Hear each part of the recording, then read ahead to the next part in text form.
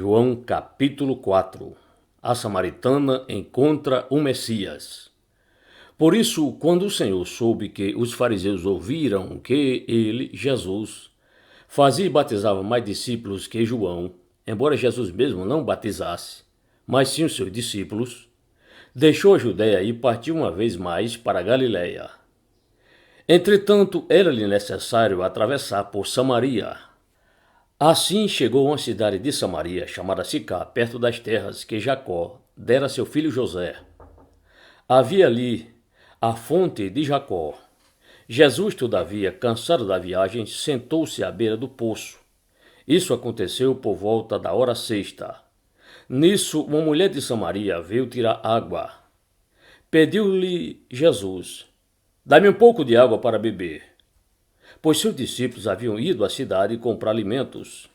Então lhe respondeu a mulher de Samaria: como, sendo tu judeu, pedes de beber a mim, uma mulher samaritana?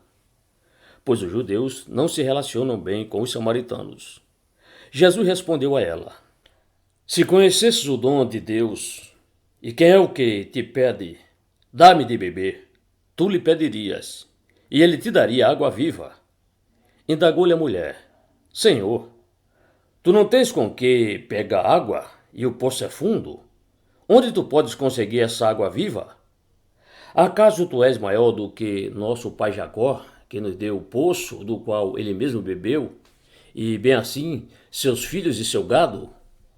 Jesus afirmou-lhe: quem beber dessa água terá sede outra vez. Aquele, porém, que beber da água que eu lhe der, nunca mais terá sede. Ao contrário, a água que eu lhe der, tornar-se-á nele uma fonte de água jorrando para a vida eterna. A mulher lhe pediu: Senhor, dá-me dessa água para que eu não tenha mais sede, nem precise voltar aqui para tirar água. Pediu-lhe Jesus: vai, chama teu marido e volta aqui. Confessou-lhe a mulher: não tenho marido. Replicou-lhe Jesus: respondeste acertadamente ao dizer que não tens marido, pois 5 maridos já tiveste, e esse homem com quem tu agora vives não é teu marido. Quanto a isso, falaste a verdade. Reconheceu a mulher: Senhor, eu percebo que tu és um profeta. Nossos pais adoravam sobre este monte, mas vós, judeus, dizeis que Jerusalém é o lugar onde se deve adorar. Declarou Jesus a ela: mulher, podes crer-me, está próxima a hora, quando nem neste monte, nem em Jerusalém adorareis o Pai. Vós adorais o que não conheceis, nós adoramos o que conhecemos, porque a salvação vem dos judeus. Mas a hora está chegando, e de fato já chegou, em que os verdadeiros adoradores adorarão o Pai em espírito e em verdade, pois são esses que o Pai procura para seus adoradores. Deus é espírito, e é necessário que os seus adoradores o adorem em espírito e em verdade. A mulher disse a Jesus: eu sei que o Messias, chamado Cristo, está para vir. Quando ele vier, ele nos esclarecerá sobre tudo. Assegurou-lhe Jesus: eu, que te falo, sou o Messias. A grande colheita. Neste ponto, chegaram seus discípulos e admiraram de que estivesse conversando com a mulher. Todavia, ninguém lhe perguntou: que queres saber? Ou por que falas com ela? A mulher então deixou o seu cântaro, foi à cidade e disse aos homens: vinde ver um homem que me disse tudo quanto tenho feito. Não seria esse o Cristo? Saíram, pois, da cidade e foram para onde Jesus estava. Enquanto isso, os discípulos insistiram com ele: mestre, come. Mas ele lhes disse: tenho um alimento para comer que vós não conheceis. Então os discípulos disseram uns aos outros: será que alguém lhe teria trazido algo para comer? Explicou-lhe Jesus: a minha comida consiste em fazer a vontade daquele que me enviou e consumar sua obra. Não dizeis vós: ainda há 4 meses até a colheita? Eu, porém, vos afirmo: erguei os olhos e vede os campos, pois já estão brancos para a colheita. Aquele que ceifa recebe o seu salário e colhe fruto para a vida eterna, E assim se alegram juntos o semeador e o ceifeiro. Dessa forma é verdadeiro o ditado: um semeia e o outro colhe. Eu vos enviei para ceifar o que não plantaste. Outros realizam o cultivo, e vós usufruístes do labor deles. O Salvador do mundo. Muitos samaritanos daquela cidade creram nele, em virtude da palavra daquela mulher que testemunhara. Ele me disse tudo quanto tenho feito. Assim, quando os samaritanos se encontraram com Jesus, insistiram em que se hospedassem com eles, e ele ficou 2 dias. E muitos outros creram por causa da sua palavra. Então disseram à mulher: agora cremos, não somente por causa do que tu falaste, mas porque nós mesmos o ouvimos e sabemos que este é verdadeiramente o Cristo, o Salvador do mundo. Jesus é bem recebido na Galiléia. Depois daqueles 2 dias, ele partiu dali para a Galiléia. O próprio Jesus havia testemunhado que um profeta não tem honra em sua própria terra.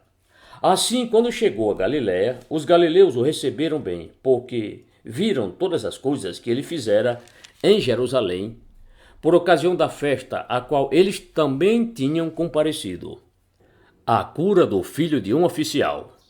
Então Jesus voltou mais uma vez a Caná da Galiléia, onde transformara água em vinho. E ali havia um oficial do rei, cujo filho estava doente em Cafarnaum. Quando ele ouviu que Jesus havia chegado a Galiléia, vindo da Judéia, dirigiu-se a ele e lhe implorou que descesse para curar seu filho, que estava a ponto de morrer. E Jesus lhe disse: a menos que vejais os sinais e maravilhas, nunca crereis. O oficial do rei disse a Jesus: Senhor, desce, antes que o meu menino morra. Assegurou-lhe Jesus: pode seguir, o teu filho vive. O homem acreditou na palavra de Jesus e partiu. E quando estava descendo, a caminho seus servos vieram ao seu encontro e lhe deram notícia: teu filho vive! Então inquiriu deles a hora em que o menino havia melhorado. E eles lhe disseram: ontem, a hora 7ª, a febre o deixou. Assim o pai reconheceu ser aquela a mesma hora em que Jesus lhe dissera: o teu filho vive. E creu ele todos os que viviam em sua casa. Esse foi o segundo sinal realizado por Jesus depois que veio da Judéia para a Galiléia.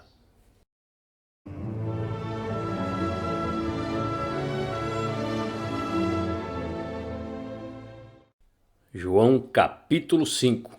A cura do homem de Betesda.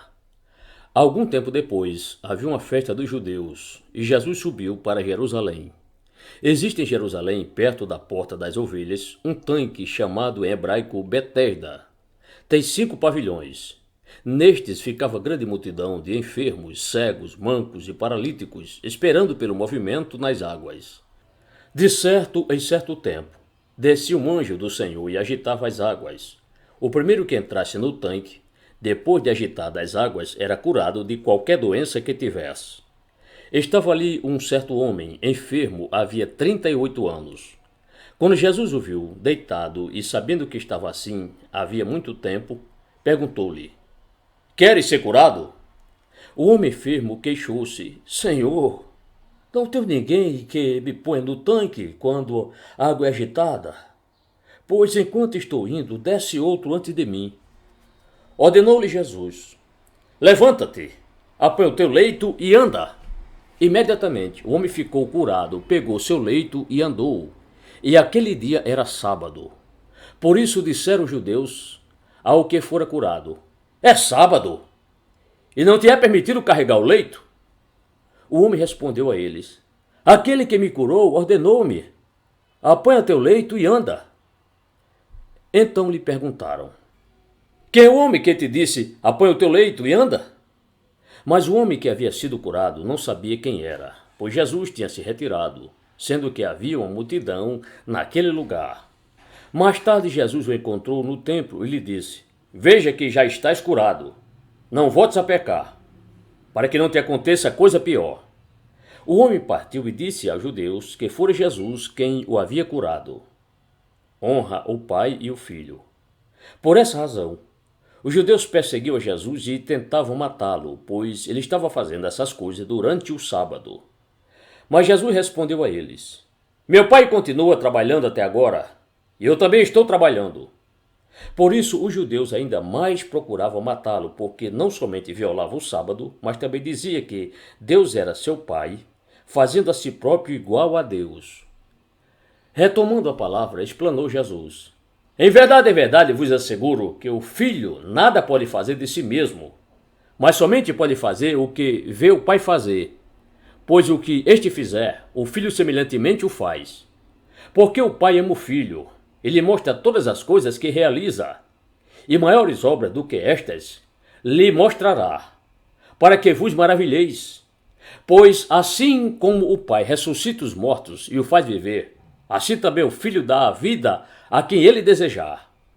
Assim o Pai a ninguém julga, mas confiou todo julgamento ao Filho, a fim de que todos honrem o Filho exatamente como honra o Pai. Aquele que não honra o Filho não honra o Pai que o enviou. Em verdade, vos asseguro, quem ouve a minha palavra e crê naquele que me enviou, tem a vida eterna. Não entra em juízo, mas passou da morte para a vida. Mais uma vez, verdadeiramente vos afirmo, vem a hora, e já chegou em que os mortos ouvirão a voz do Filho de Deus, e os que a ouvirem viverão. Pois assim como o Pai tem a vida em si mesmo, igualmente outorgou ao Filho ter vida em si mesmo. E também lhe deu autoridade para executar julgamento, porque é o Filho do homem. Não vos admireis quanto a isso, pois está chegando a hora em que todos os que repousam nos túmulos ouvirão a sua voz, e sairão os que tiverem feito bem, para a ressurreição da vida, e aqueles que tiverem praticado o mal para a ressurreição da condenação. Por mim mesmo, nada posso fazer. Conforme ouço, assim julgo, e o meu julgamento é justo, porque não busco agradar meu próprio desejo, mas satisfazer a vontade do Pai que me enviou. Se eu der testemunho acerca de mim mesmo, o meu testemunho não será válido. Há outro que testemunha a meu favor, e eu sei que o seu testemunho acerca de mim é verdadeiro. Vós enviastes representantes a João, e ele deu testemunho da verdade. Eu, entretanto, não busco o testemunho dos homens, mas digo essas verdades para que sejais salvos. Ele era uma candeia que queimava e iluminava, e vós quisestes, por um momento, rejubilar-vos na sua luz. Todavia eu tenho um testemunho maior do que o de João, a própria obra que o Pai me deu para consumar, e que estou realizando, testemunha que o Pai me enviou. E o Pai que me enviou, ele mesmo testemunhou sobre mim. Jamais ouvistes a sua voz, nem contemplastes a sua face. Igualmente não tendes a sua palavra habitando em vós, porque não credes naquele a quem ele enviou. Vós examinais criteriosamente as Escrituras, porque julgais ter nelas a vida eterna, e são elas mesmas que testemunham acerca de mim. Todavia, vós não quereis vir a mim para terdes a vida. Eu não aceito honra que procede dos homens, mas eu vos conheço bem e sei que não tendes em vós o amor de Deus. Eu vim em nome de meu Pai, e vós não me recebeis. Se outro vier em seu próprio nome, declaro-vos que o recebereis. Como podeis crer, vós que recebeis honra uns dos outros, mas não buscais a glória que vem do Deus único? Não penseis que eu vos acusarei diante do Pai.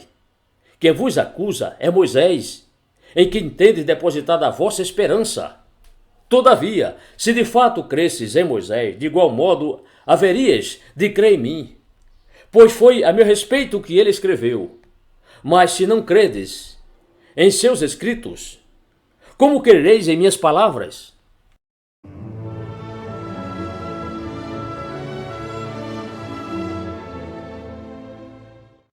João capítulo 6. A multiplicação dos pães e peixes. Passado algum tempo, Jesus foi para outra margem do mar da Galileia, que é o mar de Tiberíades. Então uma grande multidão o seguia, porque tinham visto os sinais que ele realizava nos enfermos. E Jesus subiu ao monte e sentou-se ali com seus discípulos. Ora, a Páscoa, uma festa dos judeus, estava próxima. Jesus ergueu os olhos e, vendo uma grande multidão que vinha em sua direção, disse a Filipe: Onde compraremos pães para lhes dar a comer? Mas disse isso apenas para o provar, pois ele bem sabia o que ia fazer. Filipe lhe respondeu: 200 denários não seriam suficientes para que cada um recebesse um pequeno pedaço de pão. Um de seus discípulos, André, irmão de Simão, Pedro, disse a Jesus: há aqui um rapaz com 5 pães de cevada e 2 peixes pequenos. Mas de que servem no meio de tanta gente? Então Jesus disse: fazei que o povo se assente. Pois havia muita grama naquele lugar. Assim assentaram-se os homens em número de quase 5.000. Jesus pegou os pães e, tendo dado graças, repartiu-os entre os discípulos e para os que estavam assentados, e da mesma maneira se fez com os peixes, tanto quanto desejaram. E quando estavam fartos, disse Jesus a seus discípulos: recolhei os pedaços que sobraram, para que nada se perca. Assim sendo, eles os ajuntaram e encheram 12 cestos com os pedaços dos 5 pães de cevada deixados por aqueles que haviam comido. Então, vendo aqueles homens o sinal que Jesus havia realizado, disseram: este é verdadeiramente o profeta que devia vir ao mundo. Jesus caminha sobre o mar. Percebendo então Jesus que estavam prestes a vir e levá-lo à força para o proclamarem rei, retirou-se novamente sozinho para o monte. Ao anoitecer, seus discípulos desceram para o mar, entraram num barco e passaram para o outro lado, rumo a Cafarnaum. Já estava escuro e Jesus ainda não havia chegado até eles. O mar agitava-se devido ao forte vento que soprava. Quando eles haviam remado uns 25 a 30 estádios, viram Jesus aproximando-se do barco, andando sobre o mar, e ficaram amedrontados. Mas ele tranquilizou-os, dizendo: sou eu, não temais. Então eles, de boa vontade, o receberam no barco e imediatamente chegaram à praia para a qual se dirigiam. Jesus é o pão do céu. No dia seguinte, as pessoas que ficaram do outro lado do mar viram que ali não havia senão um barco e Jesus não havia entrado nele com os seus discípulos, mas que eles tinham partido sós. Entretanto, outros barcos chegaram de Tiberíades, próximo do lugar onde o povo havia comido o pão após o Senhor haver dado graças.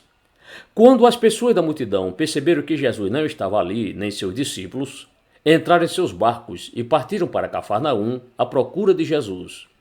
E tendo-os encontrado do outro lado do mar, perguntaram-lhe: mestre, quando chegaste aqui? Jesus respondeu a eles assim: em verdade, vos afirmo, vós me buscais, não porque vistes os sinais, mas porque comestes os pães e vos fartastes. Trabalhai não pelo alimento que se perde, mas pela comida que permanece para a vida eterna, alimento que o Filho do Homem vos dará. Pois Deus, o Pai, colocou o seu selo sobre ele. Então eles questionaram a Jesus: o que faremos para realizar as obras de Deus? Jesus lhes asseverou: a obra de Deus é esta, que creais naquele que por ele foi enviado.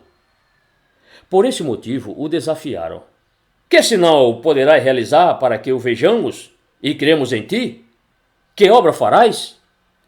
Nossos pais comeram maná no deserto, como está escrito. Ele lhes deu a comer do pão. Respondeu-lhes então Jesus: em verdade, vos asseguro, não foi Moisés quem vos deu o pão do céu, mas é meu Pai quem vos dá o verdadeiro pão do céu. Pois o pão de Deus é o que desce do céu e dá vida ao mundo.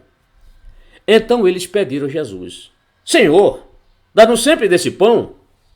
Diante disso, Jesus ministrou-lhes: eu sou o pão da vida.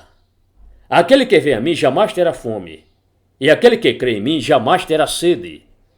Todavia, como eu vos disse, embora me tenhas visto, ainda não credes. Todo aquele que o Pai me der, esse virá a mim, e o que vem a mim, de maneira alguma, o excluirei. Pois eu desci do céu, não para fazer a minha própria vontade, mas a vontade daquele que me enviou.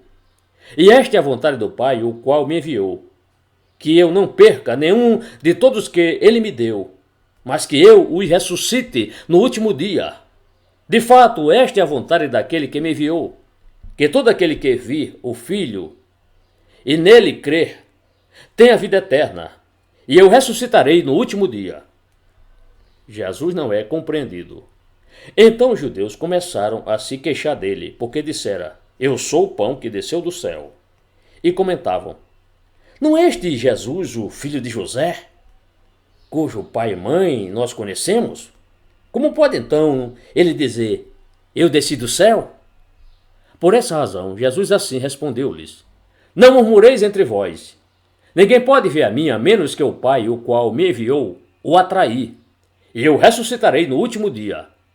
Está escrito nos profetas: E serão todos ensinados por Deus. Sendo assim, todo aquele que ouve o Pai e dele aprende, vem a mim. Não que alguém tenha visto o Pai, a não ser aquele que vem de Deus. Só ele viu o Pai. Em verdade, vos asseguro, aquele que crê em mim tem a vida eterna. Eu sou o pão da vida. Vossos pais comeram maná no deserto e estão mortos. Este é o pão que desce do céu, para que todo o que dele comer não morra. Eu sou o pão vivo que desceu do céu. Se alguém comer deste pão, viverá eternamente. E o pão que deverei dar pela vida do mundo é a minha carne. Houve, então, grande discussão entre os judeus e esbravejavam uns com os outros. Como pode este homem dar-nos a comer a sua própria carne?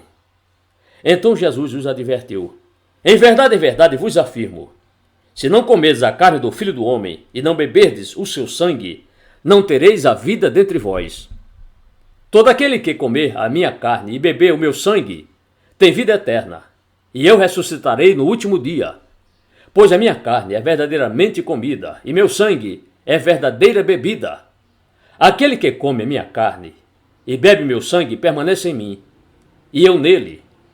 Assim como o Pai que vive me enviou, e eu vivo por causa do Pai, assim aquele que se alimenta de mim viverá por minha causa. Este é o pão que desceu do céu, de modo algum comparável ao maná comido por vossos pais que agora estão mortos. Aquele que comer deste pão viverá para sempre. Essas verdades disse Jesus enquanto ensinava na sinagoga em Cafarnaum. Muitos discípulos deixam Jesus. Portanto, muitos dos seus discípulos, ao ouvirem isso, disseram: Dura é essa declaração? Quem poderá compreendê-la? Quando Jesus percebeu em seu íntimo que seus discípulos estavam murmurando por causa de suas palavras, inquiriu-os: Isso vos escandaliza?